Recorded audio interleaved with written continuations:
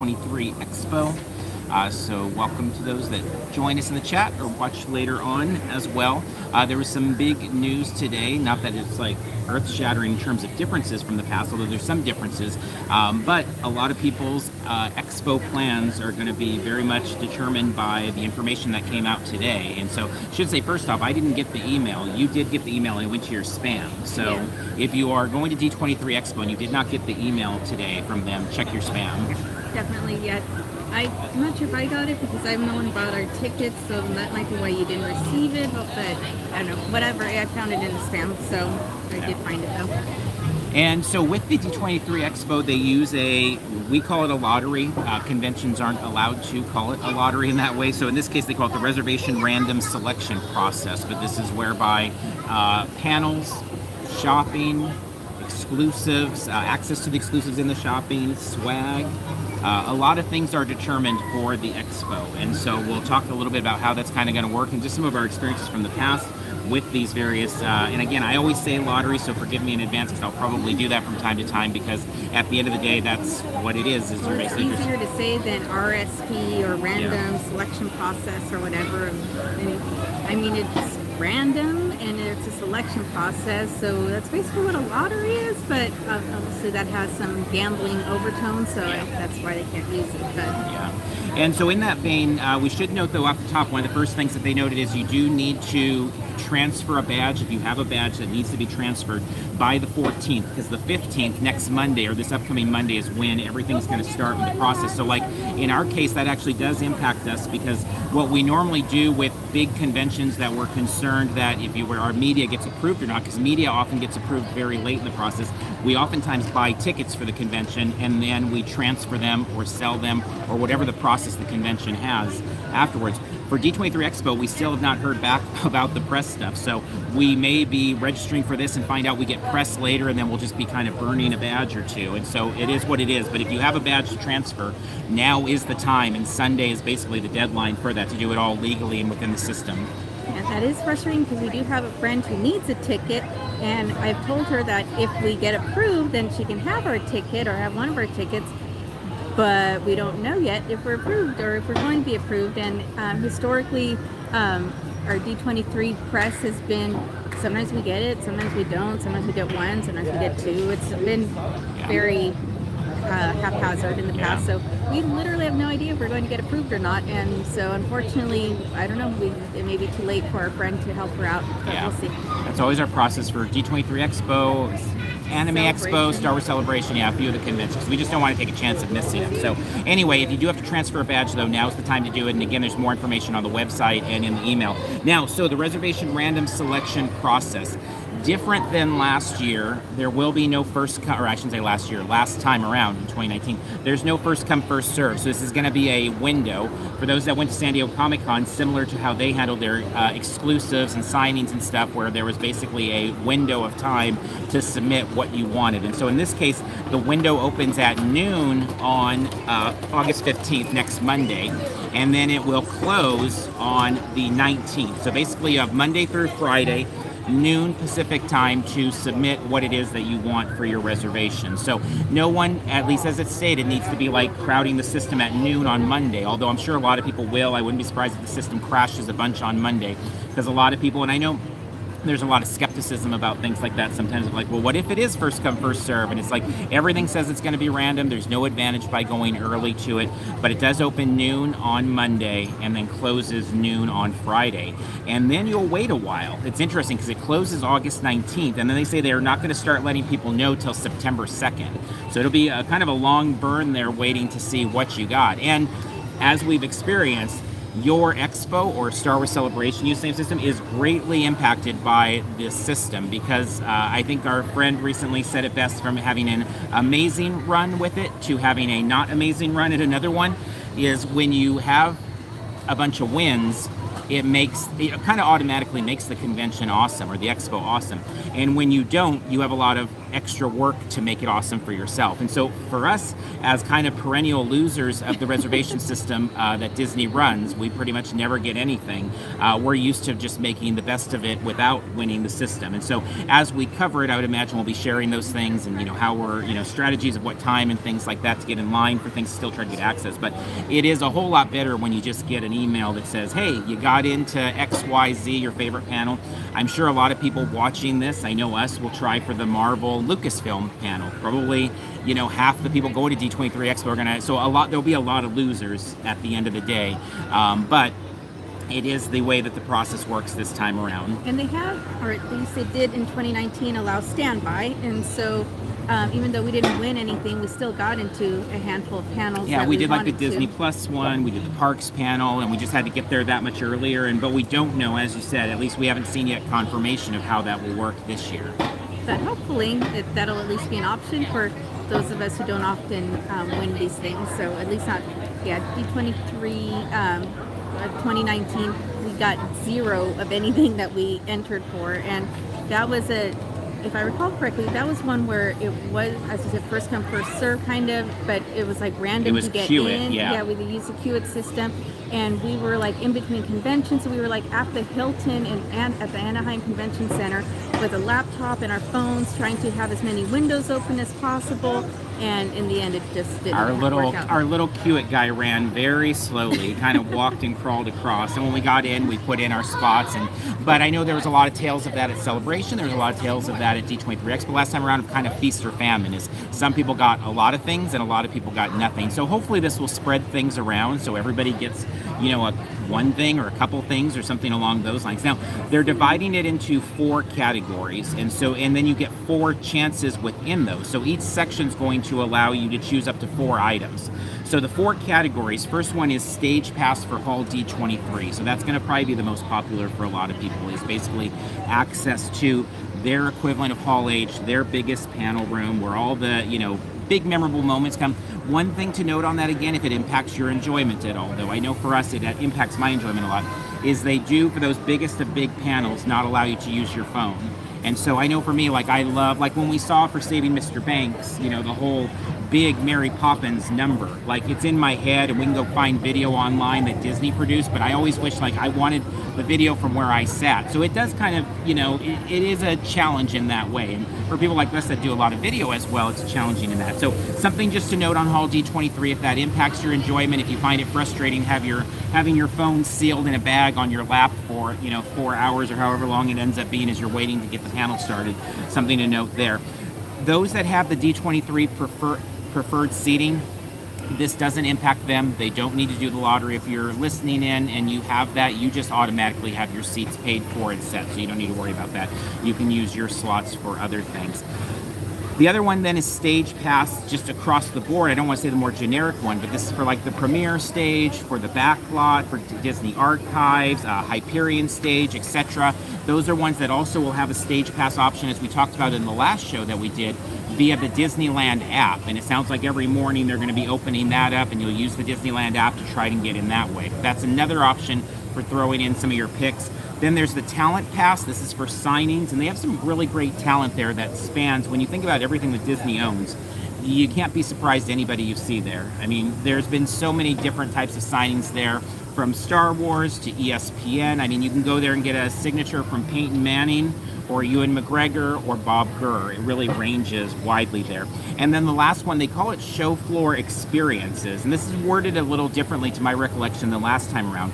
But this includes demonstrations, presentations, giveaways, like swag. They did that with the Pixar balls, I believe, back in 2019, I think it was. Yeah.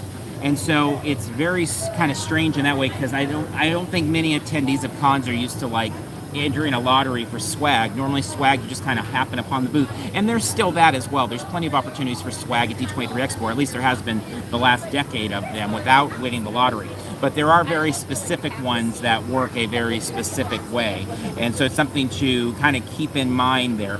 Now the Talent Pass, I should say, that one's specifically for the Talent Central signings and photos. And then in the Show Floor Experiences are another set of talent signings.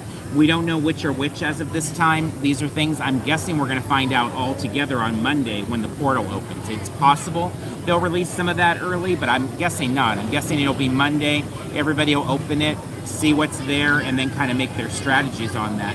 So I wonder for like the demonstrations and presentations, or if there's are going to be like the kind of the pavilion type things, but maybe they'll be like kind of fast pass sort of, like cut the line, front of the line things if you have reservations, otherwise you have to wait in line maybe? Yeah, that could be.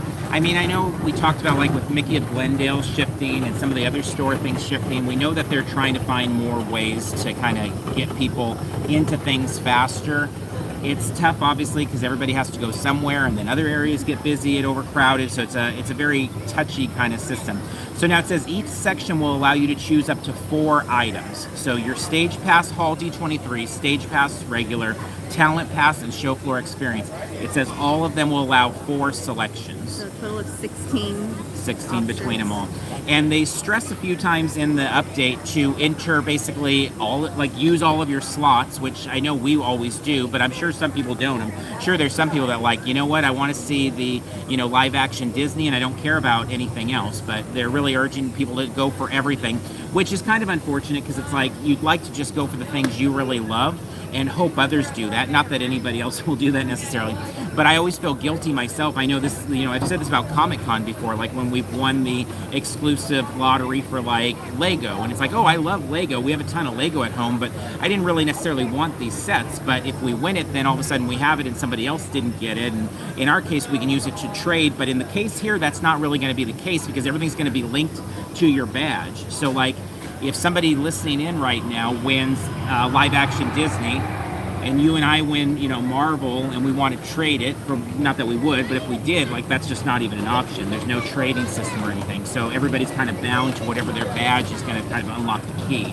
So something to note there. Also to note is if you win a slot for any of these things, you get 1 guest, which I know is going to be challenging for some because I can already think of families, and it's like, well, I have to choose, 1 kid. It's like there's a family of 4, and we can only, you win and you have to choose either one of the kids or me or whatever it would be, and so it's challenging. There is an exception for children. Oh, is there? Oh, no, I said, isn't there? No, I didn't see anything on that. Yeah, and maybe there will become one, but I did not see that, and I don't think there was too much of that. It says guests under the age of 16 are unable to make reservations, but can still participate in reservation as the guest of an adult with an activated D23. So so you're just a guest. 1. Yeah, so that's going to take one of those slots. So I know for us, we'd rather have more slots, but in the fact that we're a pair most of the time with things, it's like, okay, it probably isn't going to be too huge of an impact, but we definitely have a lot of friends there that it'd be nice to be able to hang out with as well. And it does say for guests who do not get reservations for their preferences, standby queues will be available for most panels and experiences. So that is kind of confirmation of most. Yeah, and most, I think what we've seen in the past with D23 Expo, I feel like it meant all of the panels had room that way, but not necessarily all of the experiences. Some of the experience got kind of bogged down and got behind, and they may just not have availability there. Kind of in the same way that, something like for Comic-Con people, an off-site activation may get so behind on their timing that they don't have ability to bring extra people in.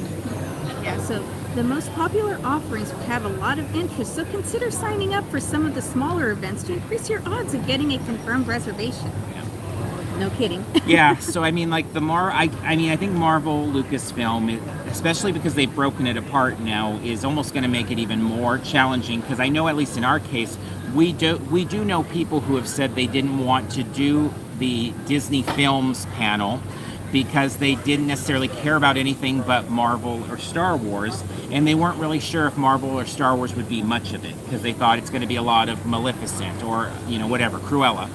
In this case, though, it's very clear. If you're a Marvel, Star Wars fan, this is your panel. And so I think it's going to actually be even more competitive in the past, unfortunately.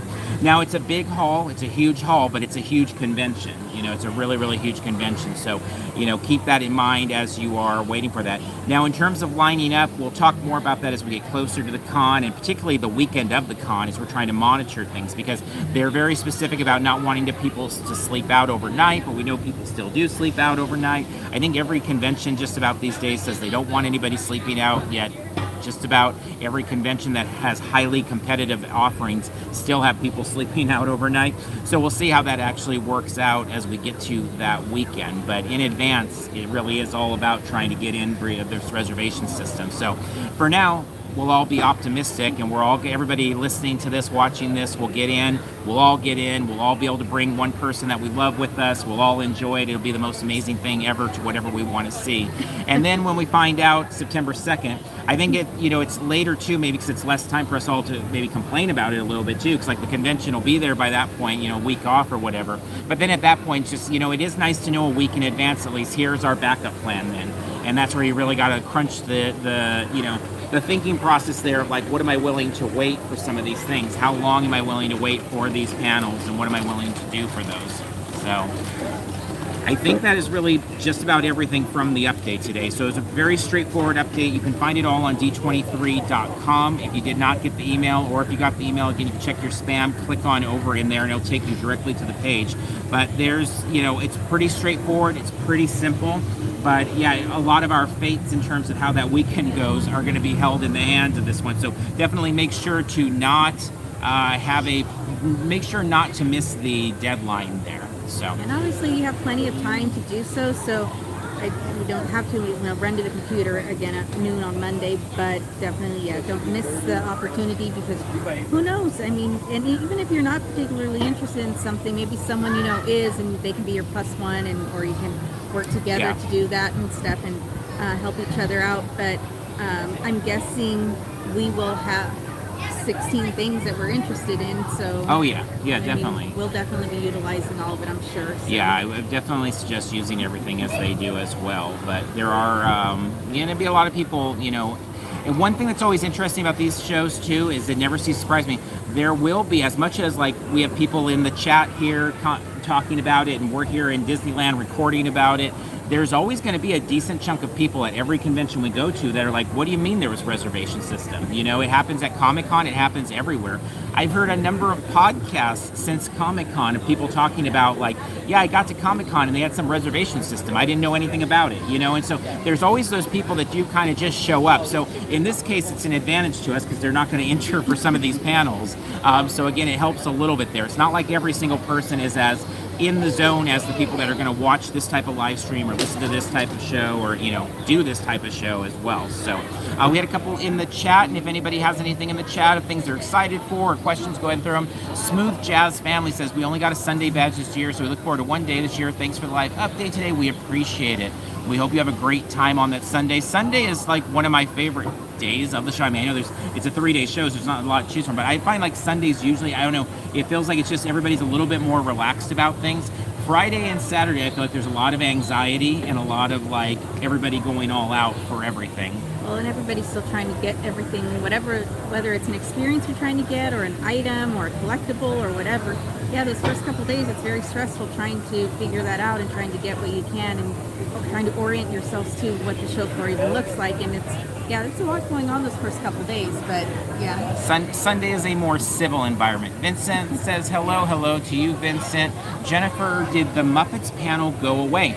I have not looked at the description of the panels really since the last time we recorded, so maybe it did just disappear from there. We have not checked that out. So in general, I think for myself, I don't end up looking too close at the things until now. I will, because now we're here and it's like, okay, Monday's the day, we got to have a plan. So we'll look at it very closely, but I don't know if anybody else in the chat has seen that or had any experience with that, but we have not. Also look like they are splitting Disney movies and Disney TV more than expected. Yes, and I think, myself, I've always thought like they should really split this up a lot. Like I think they should split like the MCU stuff up even more. Like let's do Marvel MCU streaming series and MCU movies. And the only reason I feel that way is just I think it'd be nice to give people extra opportunities, because like the fact that Lucasfilm and Marvel are together to me is like a big mistake. I shouldn't say mistake, it's their choice. Obviously they know what they're doing, it's their show. But for me, I would have liked to break those apart and say, well, let's give people an extra shot at it. And everybody that enters for both of them you know, they're not going to get both, they're going to get one or something like that, just to be able to have a little bit more of an opportunity there. But yeah, so they definitely have split it up more than in the past. They still haven't split it up as much as I would prefer, just so there's more victories for people. But they also don't have a lot of panel rooms, and they don't have a lot of panel rooms, all things considered relative to a lot of cons. So it is that. Escapades with Ernie, hello. Hi, friends. Have an amazing time. Thank you so much. You as well when you head out to Florida. We know it's coming up relatively soon. So, all right. So with that said, I think we'll go ahead and wrap up this one. We will be coming back. We'll probably come back Monday is the goal. Yeah. I think so. Yeah. I mean, you'll be at work, but I'll probably shortly afternoon, probably 12:30, we'll come on and take a look at, see what it all looks like, and we can touch bases, and you all can let me know what your experience are with it, and we can kind of look at it together and figure out how we're all going to handle that, because once it's open, hopefully we'll all be able to open it easily. Yeah. Hopefully we'll be able to look at all the options. Hopefully they won't be still tweaking it and adding things or subtracting things, but yeah, we can all look together and figure it out and see how that all goes. Yeah, so if you are off on Monday in the afternoon, or you're at a place of work where you can do that, which I cannot, you'll enjoy lunch break. Yeah, enjoy some D23 Expo talk with Carmel in the afternoon there, and hopefully we'll I'm excited to find out and what is all listed there when you break everything down. Like, what is all the swag? What are all the signings? Those are actually two of the areas I'm most curious about, is the signings and the swag. So we will see. So we'll see you back for that on Monday then afternoon. So wrap up here. Thank you for tuning in. Have a great rest of the night, and we will see you in line somewhere. And everybody.